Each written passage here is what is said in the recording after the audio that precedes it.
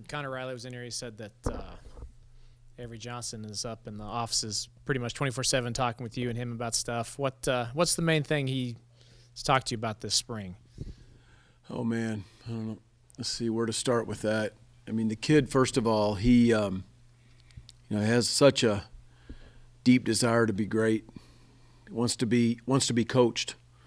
He's taken an iPad full of notes for the last 2 months, and we talk about everything that ranges from scheme, how to read things, to progression reads, high-lows, half-field reads, full-field reads, to QB footwork and what the timing of routes, 2-minute mechanics, general 2-minute notes, demeanor.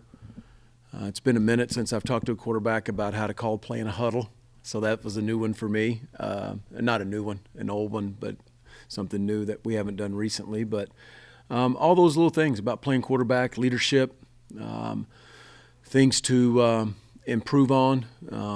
Man, I could go on and on. We talk about a plethora of things individually, but then also, as a QB unit. I think those are continued conversations at, situation mastery, a bunch of game situations. I mean, we could go on and on. I would say a lot of that, and then oftentimes it's fun and it's lively and joking and back and forth and all that. So, is there anything that surprised you about Avery since you've gotten to know him a little bit? I think maybe just how consistent of a passer he is, to be honest with you.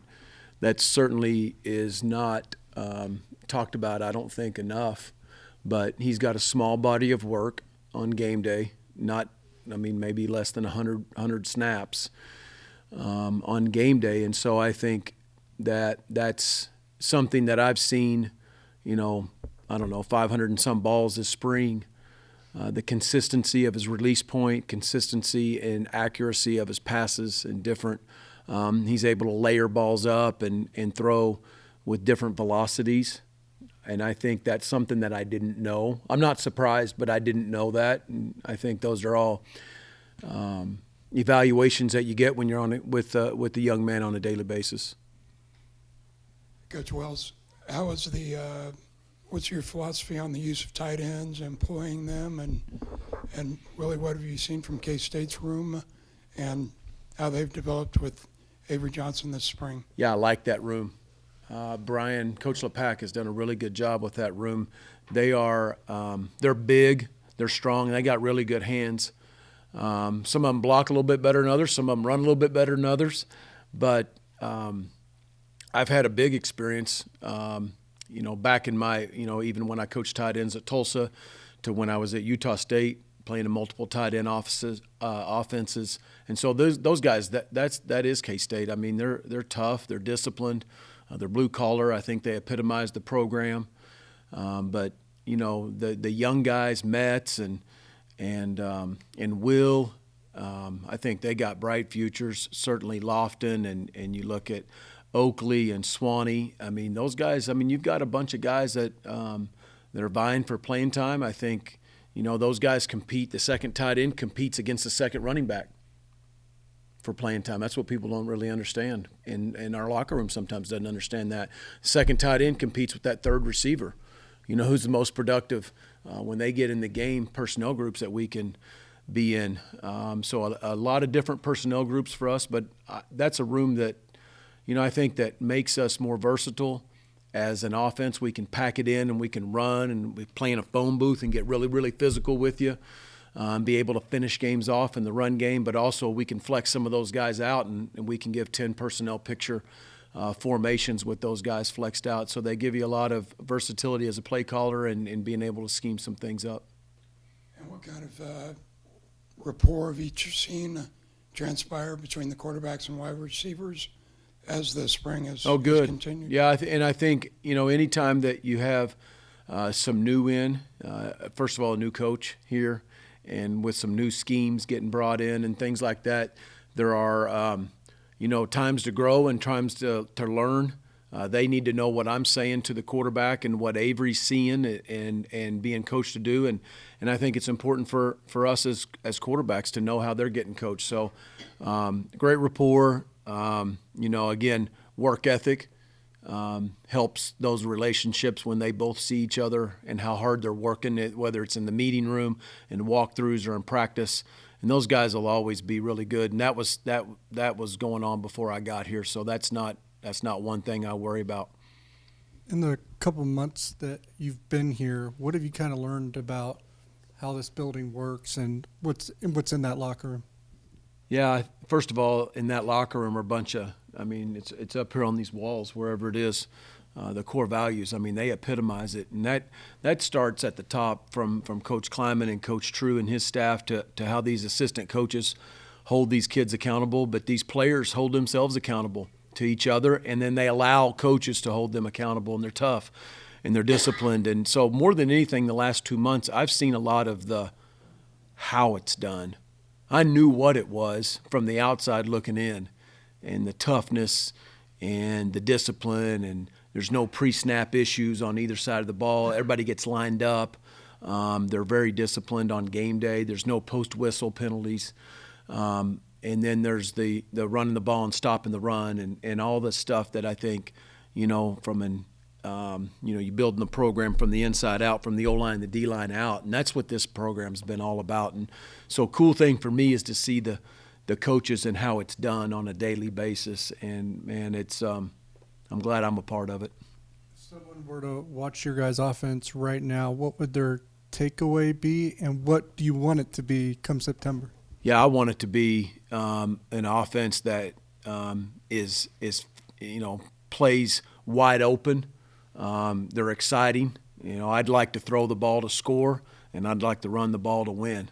And nothing more satisfying than finishing with the ball in your hands at the end of a football game, pounding people and making first downs and then taking a knee. And so, that's one thing that this program, from the running back room to the O-line room and the tight end room, that's not going to change here. But throwing the ball to score, and I think an exciting brand, something that puts the ball in the hands of our playmakers out on the perimeter, and getting in a numbers game with the defense and trying to outnumber them in a lot of ways. But man, we know who our identity is to finish a game, and that's how you want to finish one, though, running the ball. Coach Avery's a very skilled runner, very fast. But how do you balance, you and Connor balance using him as a weapon in the run game while trying to keep him upright and playing all his games? Yeah, that'll be a question that will be asked to me probably 25 more times before the end of August, because that will be a key. That's a key every week, I think, as I look ahead to hopefully a 15-game season. I'm preparing for Avery Johnson to play every snap for 15 games. And that's how he has to prepare his body over the summer, gaining weight, gaining strength. And you lift, you eat, you gain weight as a quarterback to get up off the ground and play another snap. You're already going to take 7 to 8 hits in the pocket in a game. That's the cost of doing business, throwing the ball. And then you're going to take some scrambling, but knowing when to get down. Did I get the first down? I'm in the open field, and I can slide, and I can step out of bounds and be smart. And then when do I need to put my pads down on 4th and short or on the goal line, when the game's on the line?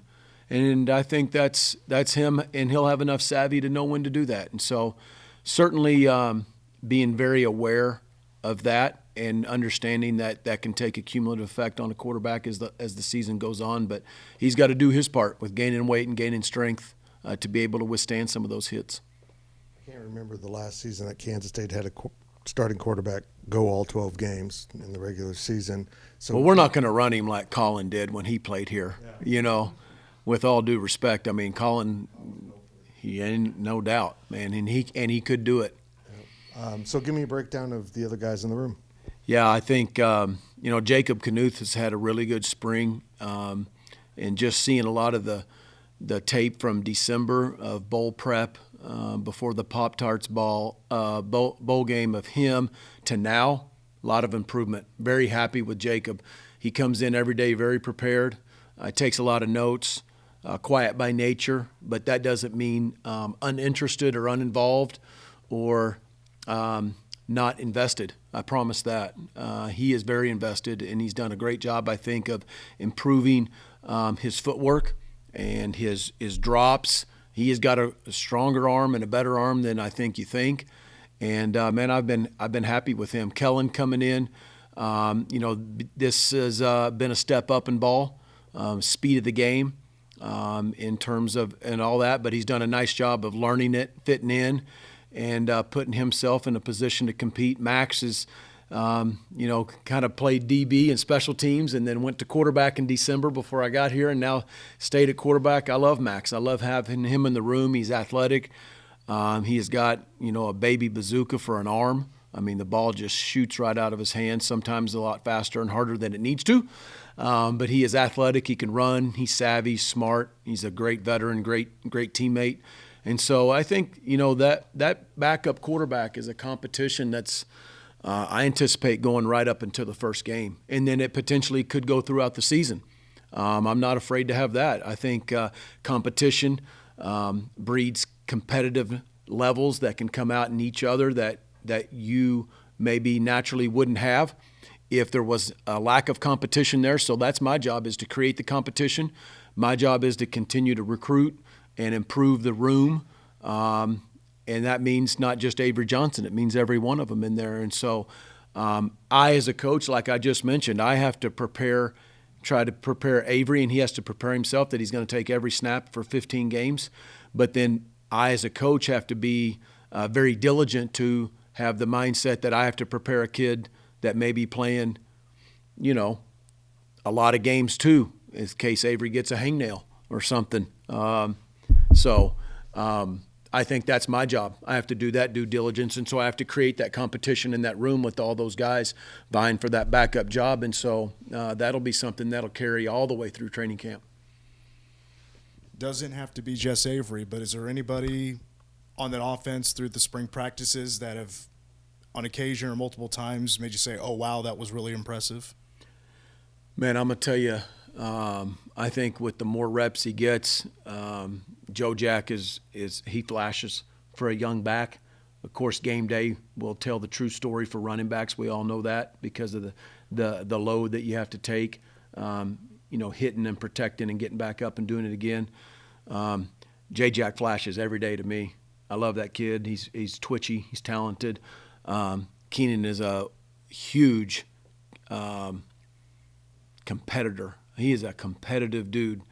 And KJ that dude, competitive catches, strong at the top of routes. He flashes every day because of his effort. Very intense, really good blocker. All those guys are really on the perimeter. They do a nice job. And so those guys have all flashed. I mentioned every tight end, I think, in the room. They all are productive. And, again, those guys are all competing for playing time. You mentioned the opening question, just kind of glazed over, working with Avery, just correcting some things, fixing some mistakes. Was there one or two things that stood out right away that you wanted to fix, and how quickly did those things get fixed? Yeah, I would never look at it with the young quarterback as fix, ever.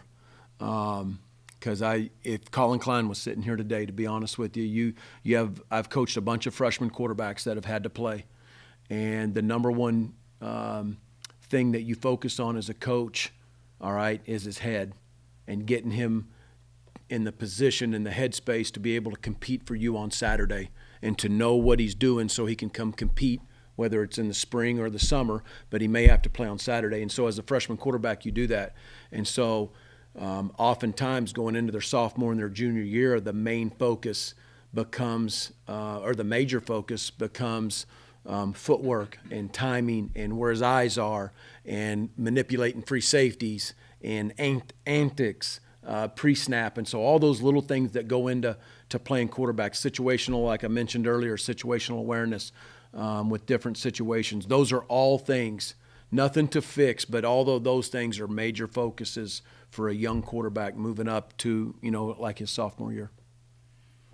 A couple of coaches have talked about simplifying some things on the offensive end. As someone who wasn't on staff last year, What's been your view of that process throughout spring? Well, I've certainly been a part of that process, and I think we all want to do that on both sides of the ball. You want to do that in special teams. I've had that as a former head coach as a focus before. Hey, we got to just simplify some things, because I think sometimes you have the impression that something's too hard. That's not so much the case. Sometimes there's conflicting rules, or there's too many exceptions to rules just in play calls. And so I think that's what it's meant more than anything. And it's always done in an attempt to play really fast and allow guys to see a signal, process it, and then get on the ball and be able to play the game within the game. Some of those things I was just talking about with Avery, the game within the game, processing, situational awareness, same thing with receivers and tight ends. And then obviously he hasn't been able to do anything because he's been hurt, but just in meetings and everything, what have you liked from Blake Barnett? Well, I tell you, that Blake has really stood out to me in the last 2 weeks because he has taken a lot more ownership and just coming in ready for meetings in terms of his preparation outside the meeting room with not being able to practice. And so that means a lot to me. Football means a lot to Blake. Blake's a competitive young man. I mean, tremendous leader. I know for his high school and winning that state championship, courage and playing through pain and injury in that state championship game. And he wants to be back out there. He'll be back out there full speed and doing everything early June. And so I'm excited about that. But, I mean, just in the meeting room, when I tell those quarterbacks, race to answer the question. If I don't direct the question at somebody, you race to answer it, because that to me is a competitive aspect in a meeting room that you can create as a coach. And I mean, the dude is like sitting on the edge of his chair ready to answer, and called on him the other day and he had no idea, and he got on the board and knew a play cold. Something that I hadn't even asked him about. And that tells me that he's putting in more work outside the meeting room, and that's really important to establish as a work ethic as a young quarterback before you ever become the starter. You don't just start preparing to be the starter when you're in that seat. You start preparing to be the starter the minute you walk in that room. And you may have to wait 1 month, 1 year, it may be 3 years or 4 years before you become the starter, but always better to be prepared for an opportunity you don't get than be, unprepared for an opportunity you do get. And so if that's his mindset, he'll be really, really good when he does get a chance to take the ball. With the offensive line, a lot of moving parts, especially with so many quote-unquote new guys. But are you seeing more clarity there as far as positions and where you're headed in the fall? Yeah, and I think, Riles does a good job of moving those guys around. Position versatility for O-line is as important as any position out there, to have some versatility between guys going from right tackle to left tackle, but having your interior guys being able to flip sides at guard, and you got to have multiple centers. We all know that. I mean, there's nothing having a worse feeling when you have a center that hasn't done it and has to do it in a game. And so I think the versatility that he's creating with those guys is good. Quite honestly, there's some starters that have left out of here that have played a lot of snaps, but Riles has done a good job of getting other guys in the game. I mean, they've got game reps, and so they just may be getting to be full-time starters in a role for the first time, but lack of high number of game reps do not diminish one bit the effectiveness of this O-line potentially for this fall. They'll be tough, and I think the chemistry that has continued to develop is good, and we got a bunch of good guys up there.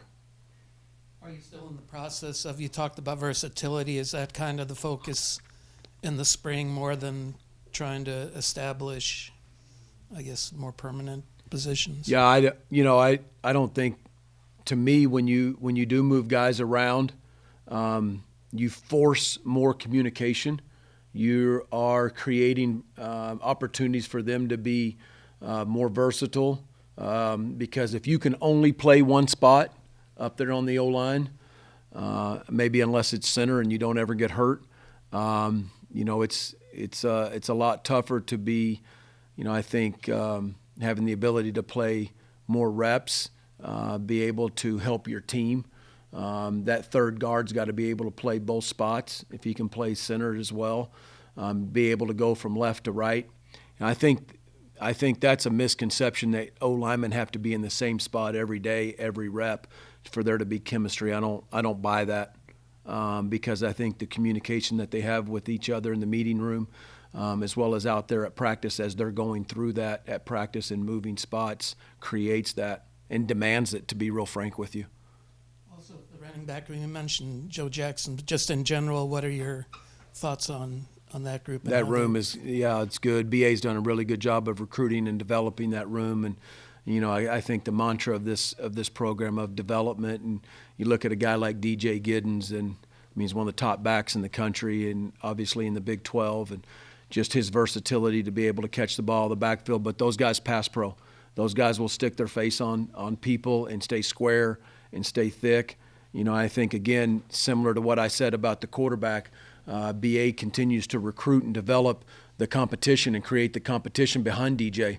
And that is something that we do as assistant coaches, is to create that and cultivate that and demand it, to continue to raise those guys' game, because you do need to have more than one back. And you need to have versatility with those backs, and not being able just to be I can only run it, or I can only be the guy that can catch it. You got to be able to pick up pressure and to protect a quarterback. So I think they've done a good job with that. Also, with a quarterback who's a running threat like Avery, how important is sort of that chemistry between the running backs and the quarterback?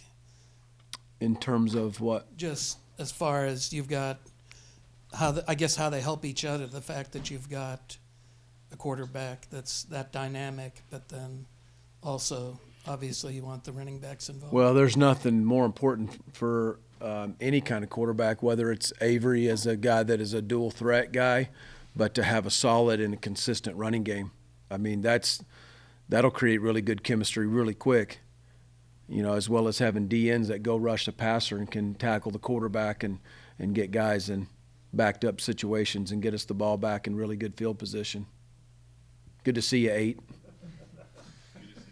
Last one over here, Wyatt. Yeah, I was just going to, you and I have talked a lot about what all you've done with Avery.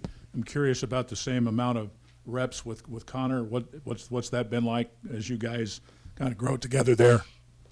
I think, Wyatt, first of all, the friendships forming. I think being, when you get in the trenches with somebody and you spend time, that doesn't always just go real smooth.